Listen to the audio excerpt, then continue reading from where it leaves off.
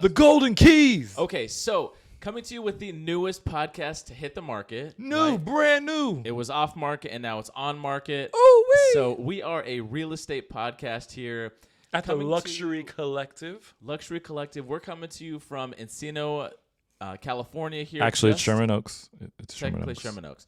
So Sherman Oaks, although our brokerage here is Encino, Sherman Oaks. So we are tapped into the luxury market here in Los Angeles. We're just on the other side of the Hollywood Hills, Beverly Hills, Bel Air.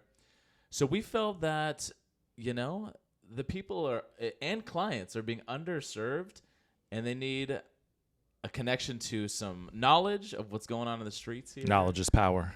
And knowledge of the streets from Jay Street, the CEO of Keller Williams Luxury Collective, and B. Welch, the principal of Welch Enterprises. It's your boy, at Luxury Bryan Collective. Welch. So the two of us, we're coming to you with a brand new podcast called Golden Keys. We got the keys. And we are going to be showing the lifestyle of luxury real estate here in Los Angeles. The lifestyles of the rich and famous.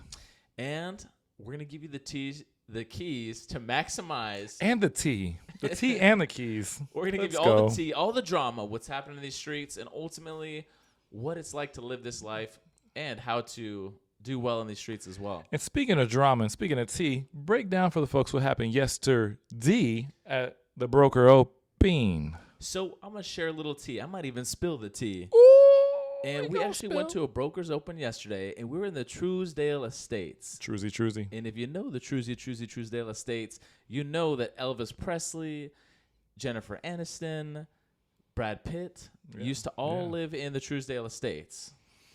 Can you vouch for me on that, Jay Streezy? Oh, yeah, for sure. And Drew Barrymore. Who else? I'm just going to throw out some random names. Elon Musk. There we go. I don't know if that one's even true. Well, Elon Fact Musk check it, lived find in out. Bel Air, but I think he had a house everywhere. And technically, Drew Barrymore. I know we're getting sidetracked here, but Drew Barrymore was on that TV show. What was it called? Santa Clarita Diet. Ooh, that was a good one. That's where I'm from. So you eat people? So I don't. I've actually been on a person-free diet for the last 3 years since I got into real estate. Okay, good. I'm glad you gave it up. Our viewers will be happy about that. Yeah. No, we're focused here. Yeah. Laser. We're eating greens. We're eating our greens now. So good. Still getting the protein, just a different source. Facts. So back to the broker's open that we went to. We went to the Trousdale Estates. It is a brand new listing that we went and saw. And that listing that we saw, it's priced $5,000 below $14 million. Ooh-wee. That is a hot dollar. That's a lot of money. So before we dive into the dough on that one, I do want to share a little market update of what's happening in Beverly Hills, right? Let the people know. So I'm going to let the people know that Beverly Hills is not very competitive right now, believe it or not. So on average, homes in Beverly Hills, this is over the last couple of months. So we're in September now. That'd be September or August of 23. They've been receiving 3 offers on average and selling in about 65 days. So just over 2 months. It's a long time. And as you and I know, a seller, they hope to sell that house in the first week. And every seller believes that their house is worth all the monies in the whole wide world. So that's what's happening in the market is houses are sitting, and especially in the luxury market, right, Jay Street, houses tend to sit a lot longer, don't they? They do tend to sit longer on the luxury market. You're looking for a more specific buyer, especially anything sub or plus 10 mil. Anything over 10 mil, it's going to take a lot longer. Once you get over 20, even longer. And then when you talk about like $100 million house, that's going to sit on the market for years. But right now, 65 days, that is a little long. 2 months and some change is long for an average days. For sure. Average. Most definitely. I would say like below 2 million, it's probably around 21 days right now, maybe a little bit more. Yeah. But priced right, it could go faster, but it's a long time for Beverly Hills right now. What's interesting though about the luxury market especially though is let's take this home for example. So it's on Carla Ridge in Beverly Hills. So it's listed just under 14 million. Yeah. But and it's actually been on the market at 25 days. So it's about halfway through, let's say, the average. And the interesting thing about this home is that on the 12th, so about 2 weeks ago, they actually cut the price by $2.5 million. That's quite a haircut. Right? That's quite a haircut. Yeah, that's like, that's not just getting trimmed off the side. That's not just the typical fade. That's ski ball. Yeah, that's like not the fade you get every 4 weeks. That's like, hey, dude, I want to bleach the hair. I'm going to do cornrows. Ooh. And you're like, are you sure about that? White Iverson on Yeah. you. When I started balling, I was young. So that's a full White Iverson haircut, right? Yeah. And it's interesting, too, because when it comes to real estate like this, and probably real estate in general, it's all about the motivation of that seller. So as an agent, first of all, if I'm seeing that the seller is willing to cut the price $2.5 million, that tells me that this price is negotiable. It tells me there's a story there. There's a story there. They might got ghosts. They got ghosts, ghouls, and goblins. It is Halloween coming up. So it is. And honestly, I was in this backyard and I felt, because spooky. The view is exceptional, right? The view's exceptional. You could see all the way to like Catalina Island. Or at least for me, I could see like to the bottom of the hills because I don't have eyesight like that. But see 5 feet in front of you. Yeah. But like with a really good camera, you could probably see the Catalina Islands. But well, we're shooting on the new iPhone 15, so we got the footage. That's facts. So the backyard, though, was pretty unbelievable, wasn't it? The view was exceptional. The view was great. I could only picture like having a party there in that backyard. I mean, the backyard is definitely entertainer's backyard. The negative edge on the pool and jacuzzi was really nice. Yeah. It still kept that kind of natural kidney-shaped pool that was probably there since the 70s. But the fact that they modernized it, that was nice. I like that. Absolutely. And the great thing about Trousdale, if you don't know the area, you're going to have views forever. All the homes are single-story, and you all have view rights, so no one can build a 2-story to block your view. Absolutely. The views are great. So you have a promontory view pretty much, a promontory view, but you don't have to be on a bluff by yourself. You have people below you, above you, and it's all good. Everybody's got the view. Definitely. Yeah, you don't want to like get that obstructed view. The worst is once you build a house and then 2 months later someone else starts building a house and it's like right in front of your view. Exactly. Because the view itself could be anywhere from 10% or higher, but typically around 5 to 10% of the value of the home. Definitely. So in my opinion, this house is listed at $14 million. The Zestimate actually says it's just under $13 million, right? So about $1 million less than where it's currently at. We saw another house in the hills yesterday as well, and that one was listed at just under $9 million. No view. No view at all. In my mind, though, I'm like, well, 10% of $10 million is $1 million. So if you take the $9 million house, you add a view to it, because the square footage was actually really similar, it's probably $10 million. So in my mind, this house is listed at 14. I'm like, maybe between like 10 and 11, maybe 11.5, in my professional opinion. You right, cash offer? Well, may as well. Quick close? Quick close. I would say 7-day close. No contingencies? No contingencies, just have inspections. As long as it makes sense after 7 days, the view's all yours. I like it. I like it. What do you think, J Street? I think it's probably going to trade between 12 and 13, probably a little more than that. If the estimate's around 13, his estimates are never like totally accurate because it doesn't know the difference between a house that's been renovated and a house that hasn't. So it gives you kind of like a nice middle ground to play with, which is probably why they priced that house where it is now, right around that $14 million mark, because they took that estimate, essentially gave it a little bump because it was a little renovated. It wasn't all the way to the studs. It was like a little updated. A little updated. My one caveat. Yeah. And I like caviar more than I like caveats. Do you like caviar more than you like cocaine? But I do like yachts. Okay, so I'm a straight edge, man. I gave up cannibalism and anyway. No more cannibalism, no more cocaine. The one thing that I'll say is if you're going to be selling luxury real estate ultra, you should have all the tech and everything that shows that as well. Even this house was built in 1962. Obviously, a lot of renovations past that. But like the TVs in this house were like 42 inches. And I'm like, And very thick. I was like, dude. It was the first flat screen television. Yeah. And I was like, I feel like I'm in like a 4-star hotel. And that's no shade. Like I am a Best Western Plus member. Oh. Bryan Welch, I'm all about a BW. You know what I'm saying? Man. Only BW I know is Burke Williams, playa. That's what I'm saying. Yeah, for sure. And in my mind, I'm like, okay, you got to get the tech up to pace. I think a house like that, if you put flat screens in it, like just do that one thing, which probably will cost you no more than $5,000 to do it in every room. You could probably sell that house for closer to this price. Off of just the flat screens. Off of just the flat screen.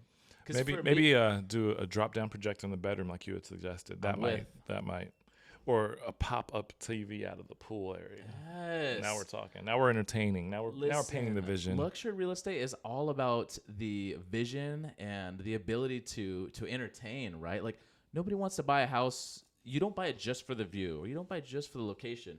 You buy it for the potential of it. And for me, if I'm spending $14 million, first of all, it's either going to be an ultra sanctuary for like family, or it's going to be a super entertainer's house for like, hey, I want to have a party here. I want to have, it's like a, maybe I'm just thinking that, but. And why, well, I have a question for you. Why were the owners selling the house? What was their motivation? You know what, J Street? The funny thing about that question is I actually reached out to the listing agent. Yeah. And she had no idea except for, they're motivated. And then I thought to myself, hold on a second. You need to tell me the story so that I can tell the story to my potential clients so that they can understand why that they should buy this house. And I think that's why many markets, but the luxury market especially, is so underserved in terms of their representation. Because I believe it's the responsibility of the agent to tell the story. Yes, tell the story. We're storytellers. We're storytellers. It's like a game of telephone. Hey, here's a story. Tell all your people. They tell the people. Tell all your people. And now everyone's talking about the house. And if they don't know what's true or not, come see the house. Right. And if the energy is correct, then someone's going to fall in love with that house. So anyways, I think this house might be priced just a hair too high. But I do think there's so many positives about the house. I mean, like the view's exceptional. If you update the tech, that'll be exceptional. The kitchen could use a little TLC. Yeah, there's a lot of steel in there. Yeah, there's a lot of steel. It's heavy on the steel, heavy-handed steel. Yeah, I mean, like I'm a cook from home kind of guy. Like I just make chicken and rice. I was gonna say chicken, rice, chicken, broccoli. Yeah, that's pretty much it. It's not. I know that's kind of bland. I like food, but you like your muscles more. But I like my muscles more. They're like, do you like the food? And I was like, I like the way that I feel. You didn't answer my question. I feel jacked. I feel ripped. I'm going to bust right out of this shirt. Like, sir, relax. God. And that was at the Red Lobster. Yeah, and then we left the Applebee's and we went down the street to the Olive Garden. No, but another note, though, I went to Catch last night, Catch LA. Oh, yeah. I love Catch. And it's actually the first time that I'd actually gone there. I went with my girlfriend. I went with a couple clients. And somehow, some way, they're like best friends with the chef. Ooh, so nice. the chef is like, compliments to the chef, compliments to the chef, compliments to the chef. And I'm eating this food and I'm like, dude, this is the best food that I've ever had in my life. Nice. Yeah, so again, Catch is dope. This podcast is not brought to you by Catch LA. But we are open to sponsorship. But if you're listening, we are all about being ambassadors of the brand. We'll do it. We want the golden keys too. Free food in your restaurant. Yeah. Or, let's go. Yeah, anything. Well, if you're sparkling water from the bar, I'll take it. I think that might be free if it's soda water. Yeah, it is. It was free, but they were just super cool for that. Also, the Speaking of water, that made me thirsty. At Catch LA is delicious as well. The cash roll? Cash roll. Yeah. Is it real money? Honestly, it tasted like it. And I've never.